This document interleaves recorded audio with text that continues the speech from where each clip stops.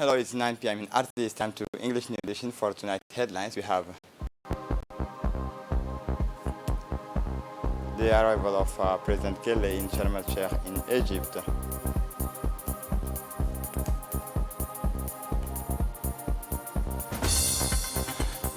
The Arab state presides over the International Day of the African Writer.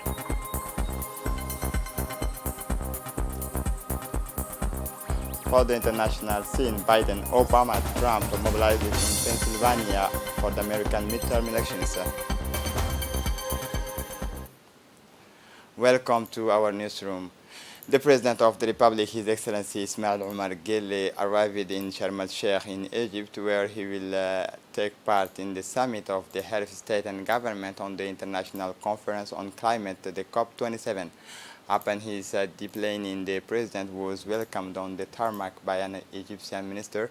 This conference of head of state will officially begin tomorrow, where more than 100 head of state and government from around the world and delegations from nearly 200 countries and consisting of eminent scholars, scientists of world-renowned important financial institutions, group of private operators and civil society are expected to participate in this summit. The Republic of Djibouti is in phase with all the team to face the consequences of climate change, thanks to the acquisitions of a regional observatory on the environment and climate change. The Republic of Djibouti aims to establish a platform of regional donors to prevent global warming. The President of the Republic, His Excellency Ismail Omar Gele, is at the head of a strong delegation from Djibouti, including the Minister of Foreign Affairs and International Cooperation, Mahmoud Ali Yusuf, the Minister of Environment and Sustainable Development, Mohammed Abdul Qadir Musa Halem, and the Ambassador of Djibouti in Egypt, Mr. Ahmed Ali Barre. Some 200 countries are meeting this Sunday in Sharm el-Sheikh in Egypt to try to give a new breath to the fight against global warming and its impact, which are breaking out in a divided world and preoccupied by other crises. Historic flood in Pakistan, repeated heat waves in Europe, hurricane fires, drought. The fight for the climate is a matter of life and death for our security today and for our survival tomorrow.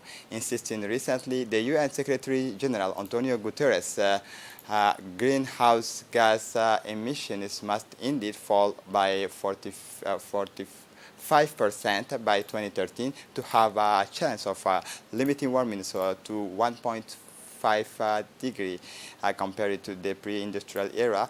The most ambitious objectives of the Paris Agreement, despite the commitment made at the COP26. Only about 20 countries have raised their targets, and the UN sees no credible pathway to meet the 1.5 degree goal. After the formal opening of COP27 on Sunday, more than 120 head of state of government are expected to attend that summit on Mondays and Tuesday to give impetus to the 2 weeks of negotiations. The commitments of the private sectors will also be the spotlight with the publications of the report of the UN expert group in charge of the developing standards to evaluate the carbon neutrality objectives of companies, cities, regions, or investors. And we have now on the page of magazine, the reduction is the climate change. Please listen to Dini Musa.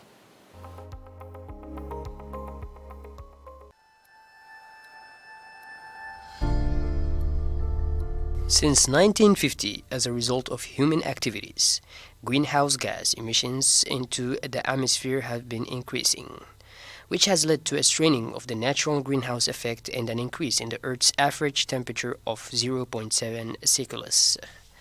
According to current estimations, this phenomenon will become even more pronounced in the coming decades. The first effects of this warming are already being felt. Since 1980, glaciers have retreated by an average of 20 to 30%. It is estimated that by 2050, 75% of glaciers will have disappeared. Glaciers store water from precipitation during the winter and gradually release it during the summer.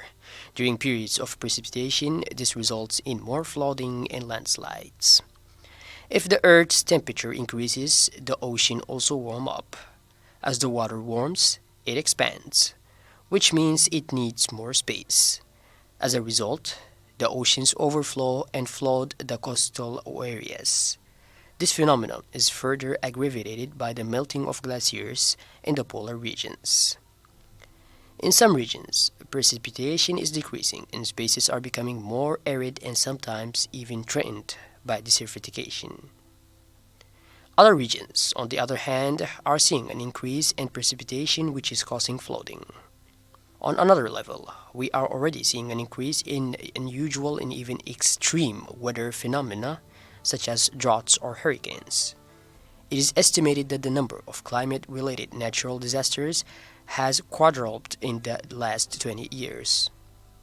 Species migration, threats to biodiversity, and the disappearance of ecosystems are also part of the impact of global warming on the environment and life. And the damning indictment of failed climate leadership. With fact upon fact, this report reveals how people on the planet are getting clobbered by climate change.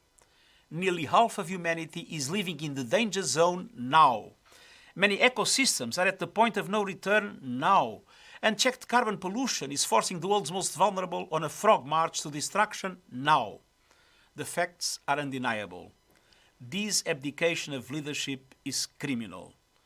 The world's biggest polluters are guilty of arson on our only home.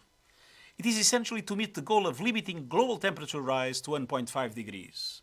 And science tells us that will require the world to cut emissions by 45% by 2030 and achieve net zero emissions of greenhouse gases by 2050. This is why the United Nations Climate Convention, known as COP, has been the most important meeting of the international community since 1992 to address the challenges of climate change. Since the COP3 in 1997 at the Kyoto Protocol, the signatories of the Rio Framework Conference have committed to significantly reduce greenhouse gas emissions. Unfortunately, the results are not forthcoming. In December 2015, COP21 in Paris succeeded in adopting a legal binding international climate agreement. 196 parties adopted it. It provides for keeping global warming below 1.5 Celsius, limiting greenhouse gas emissions to achieve carbon neutrality, and including aid to developing countries. Unfortunately, the terms of the COP21 are only respected by few countries. Climatique comme un compte à rebours vers des lendemains hostiles et incertains. Il est acquis que si rien n'est fait dans moins d'un demi-siècle en Afrique de l'Est, For the President of the Republic, global efforts to moderate greenhouse gas emissions must continue in order to reduce their impact on populations. Climate change is a countdown to a hostile and uncertain future. It is a fact that if nothing is done in less than half a century in East Africa and the Middle East, it will be impossible for human beings to survive because of the extreme temperatures caused by greenhouse gases. Desertification, soil impoverishment, dying absence floods and climatic phenomena are already recurrent hazards against which our populations are fighting with their own partly means. Ladies and gentlemen, we know that the fight against climate change can only be won if we take drastic measures to reduce greenhouse gas emissions, in accordance with the principle of common but differentiated responsibility. The developed countries, which have a historical responsibility for global warming and which have sufficient technological and financial capacities, must lead by example. These countries must set an example by substantially reducing their greenhouse gas emissions. Similarly, developing countries must assume their share of responsibility. No economic argument can justify endangering the planet, because the material growth and wealth that we put forward today will be desultory in the face of the huge costs generated by climate catastrophes. What to say about the human lives that will be lost? devant les coûts abyssaux engendrés par les catastrophes climatiques, que dire des vies humaines qui seront perdues? The COP27, the Sharm el-Sheikh Climate Change Conference in November 2020, will offer countries the opportunity to fulfill their promises and commitments in order to further concretize the Paris Agreements and push the global strategy to fight against global warming. The People Palace served this morning as an auditorium for the International Day of the African Writer. This day with the Pan-African flair was placed under the auspices of the President of the Republic, His Excellency Ismail Omar Guelleh, organized by the Ministry of Youth and Culture in close collaboration with the associations of Pan-African writers, was enhanced by the effective participation of ministers and executives of the administration of a large number of African writers from around the world. This day, under the sign of the promotions of the culture, was rich in songs and cultural dances. The great Djiboutian artists have approached a repertoire of traditional songs emblematic of the Djiboutian culture. On his arrival, the President of the Republic, His Excellency, was welcomed by the Prime Minister, His Excellency Abdul Qadir Kamil Mohammed, and the Minister of Culture and Youth, Dr. Hibo Momin Asowe. The President visited the stands where the booksellers of the places have exposed the books writers a real opportunity to seduce the actors present for these 2 days of conference and present as an event as diverse as varied. After this short visit, the President was received by the standing ovations accompanied by a continuous applause by a crowd that came to take part in this event. After a rhythmic entry, followed by the national anthems and a reading of the Holy Quran placed to the speeches for this edition, a theme at the heart of the discussions of these 2 days was the place of literature in the digital age and African literature in a new paradigm governed by technology and creative writings. These 2 days will serve as a laboratory to exchange views on this cross-cutting issue, a thorny issue that will allow these terms of intellectual from Africa to cross their visions and on ways and means how African literature can and must recycle itself within these digital ages, and above all the role of the African writers. It should be noted that the pandemic of COVID-19 changing the habit of the African consumer, the creations of the new digital spaces became micro-utopias have made their appearance. These 2 days of reflections will help anchor the future of African literature at the People's Palace, diligent by the Power, these Pan-African associations promote for the reinforcement of the cultural and economic links between the people of the African continent in the context of the cultural, political, and economic heritage recognized, diversified but rich of the continent.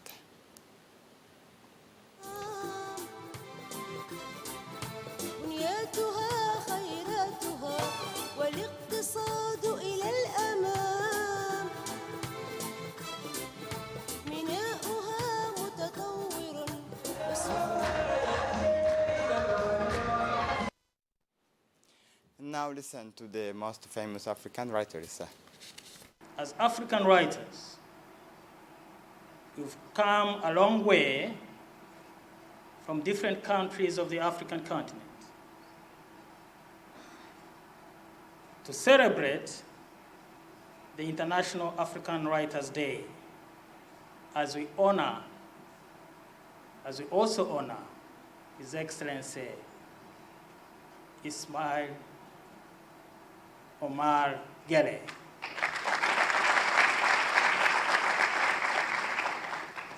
We honor him and the leadership of Djibouti for welcoming us and caring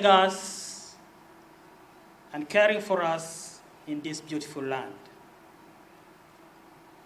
We must testify that the reception accorded to us by your protocol, from the airport to the hotel where we are accommodated, and then later to the venue of the conference, was enough inspiration for us as writers to speak and write about African fraternity and brotherhood prevailing in Djibouti. The theme of today's conference, African Literature in the New Normal, Technology and Creative Writing. I'm asked to just do a summary of the paper and to say that the new normal is not a new technology. The term was used far back as 2007, 2008, after the global recession. And however, it was because of the recent global pandemic that made the term to gain prominence. And I believe that as long as this new normal is with us, we have to devise new ways of doing business.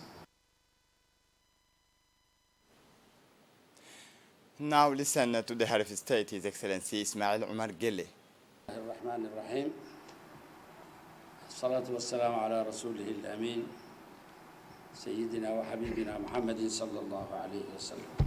Mesdames et messieurs, We are gathered today to celebrate the International Day of the African Writer with Pan-African Writers Association.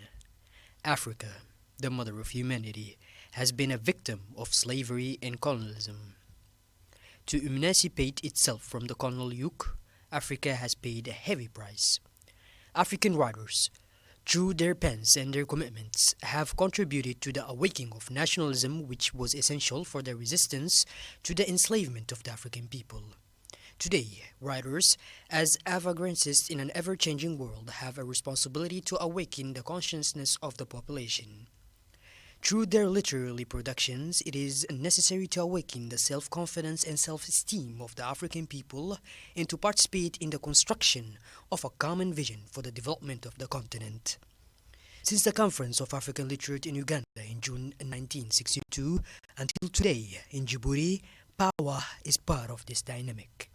This is why PAWA deserves the encouragement and support of African policy makers. We encourage and support you in your commitment to the eradication of illiteracy, the promotion of literature in African languages, and the translation of African literature. In recent years, the COVID-19 pandemic has affected artists and writers and has put them in rather complicated subsistence conditions. COVID-19 has also reinforced the importance of new technologies for literary creation and the dissemination of literary productions. In order to perpetuate the creation and dissemination of African literature, writers and publishers have adopted new methods and taken full advantage of new technologies. This shows the relevance of the theme chosen to celebrate the International Day of the Writer. This theme reflects the contemporary reality of today's world. We are aware of the importance of this conference and look forward to the results and recommendations. Thank you for your kind attention. je vous remercie de votre aimable attention et je déclare ouverte la conférence des écrivains africains. Merci. During this day, the head of state was awarded the Medal of the Great Patron of African Literature and Arts. The distinction is given to the head of state is a prize that reflects the promotions of culture, arts, literature, and institutions invested for the betterment of others and artists in Djibouti under the leadership of the President of the Republic.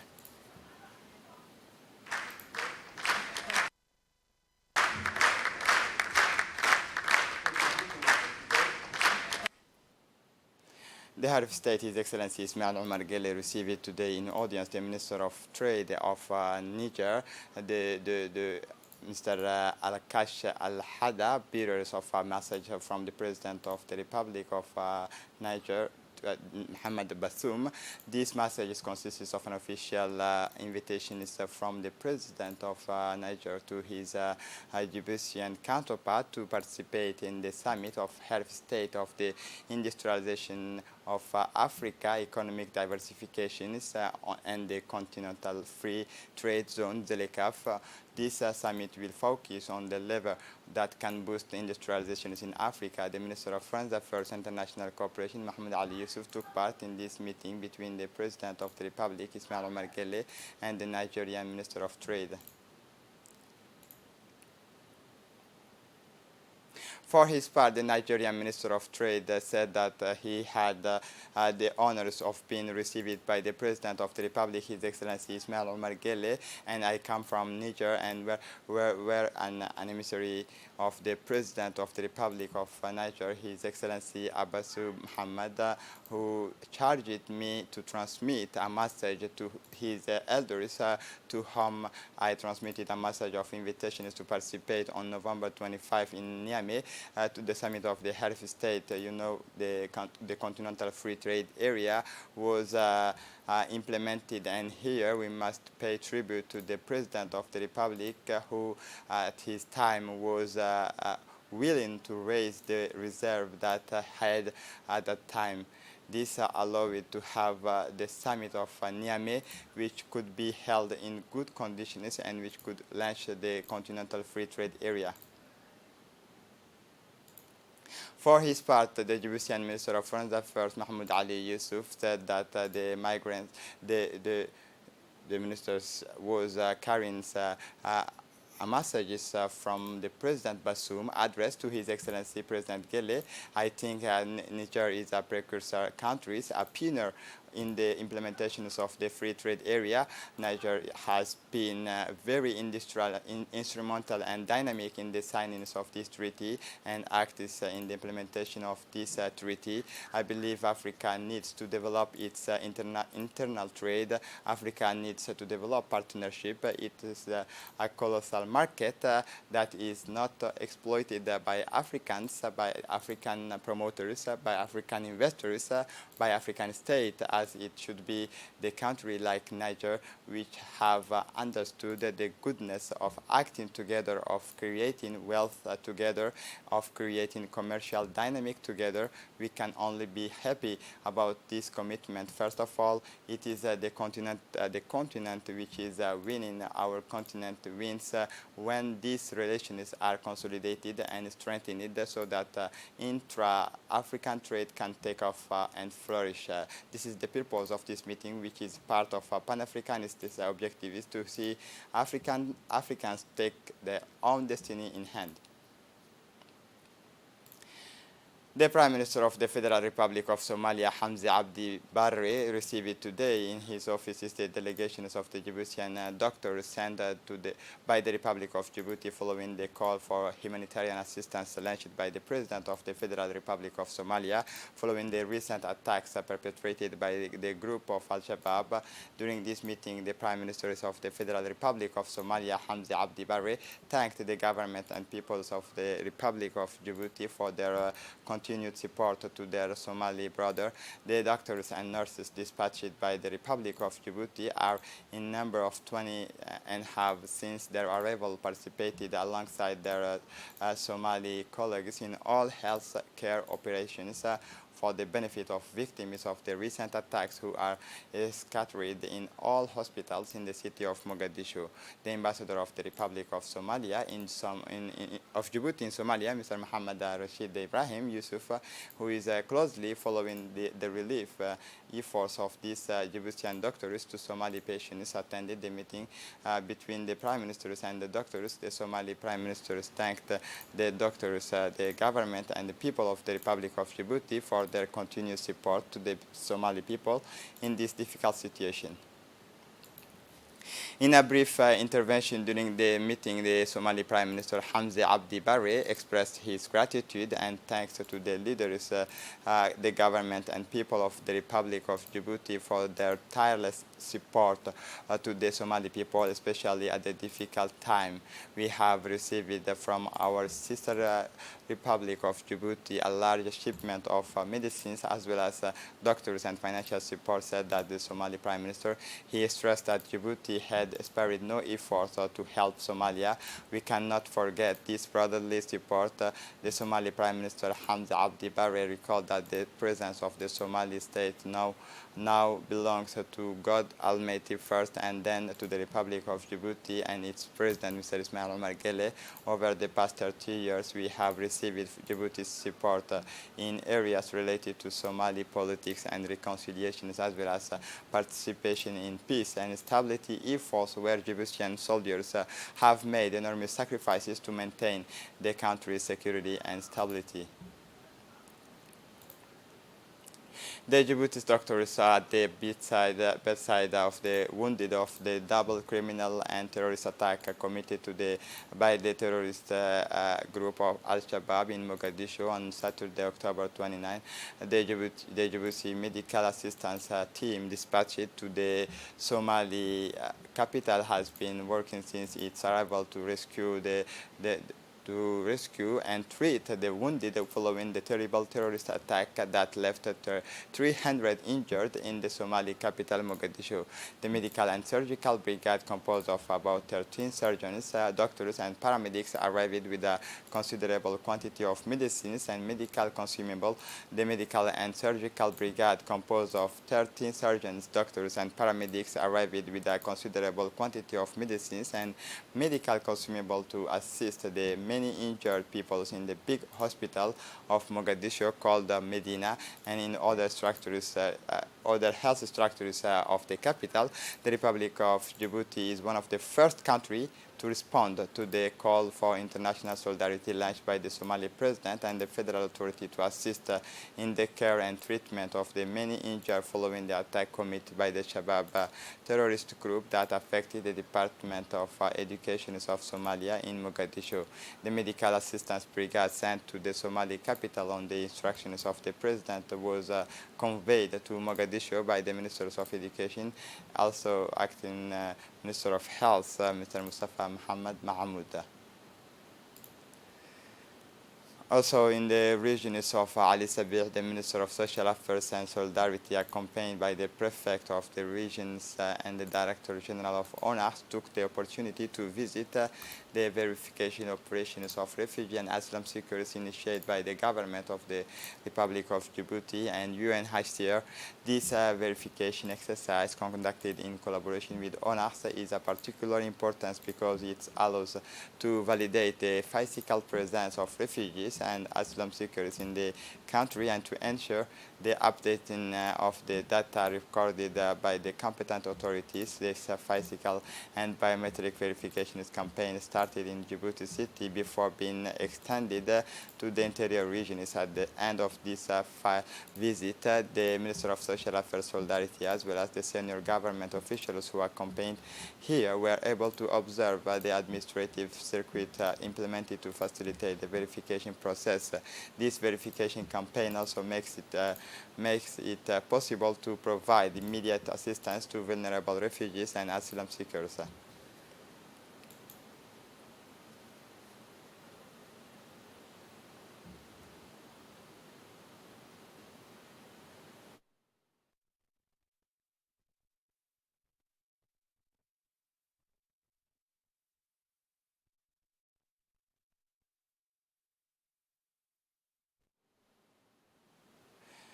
Yesterday, Hassan Guled Stadium hosted an open tournament of chess games of the third edition. Several young people from different neighborhoods of the capital, as well as other people's girls and boys from associations operating in the commune of Djibouti City, participated in this open tournament of this game of royalty and tactic highly valued around the world. The event saw the presence of several officials, in this case the president of the Djibouti Federation of Chess, Mr. Yassir Suleiman, and members of this federation. This tournament will be held for 12 days. For this year, so the novelty is the 8 table connected to the internet to establish these games or these competitions online. Now the public can follow the Egyptian chess games online by watching all the tournament live. Certainly one of the biggest advantages of the internet era. We are not obliged anymore to wait for the publications of books or magazines to have the last games of the strongest chess players of the planet. All the data and results are broadcasted live. You will be able to see the games of your favorite players live for free. A platform is at your disposal to help you analyze the games, and often a very active forum will allow you to exchanges with other chess enthusiasts around the games and you have seen. For the international scene, U.S. midterm elections, Joe Biden, Barack Obama, and Donald Trump mobilized in Pennsylvania. The U.S. midterms elections has brought together the former two presidents, Barack Obama and Donald Trump, and Joe Biden is in Pennsylvania to convince the people to vote for Joe Biden. This is it for the news. Thanks for watching us. Have a good evening.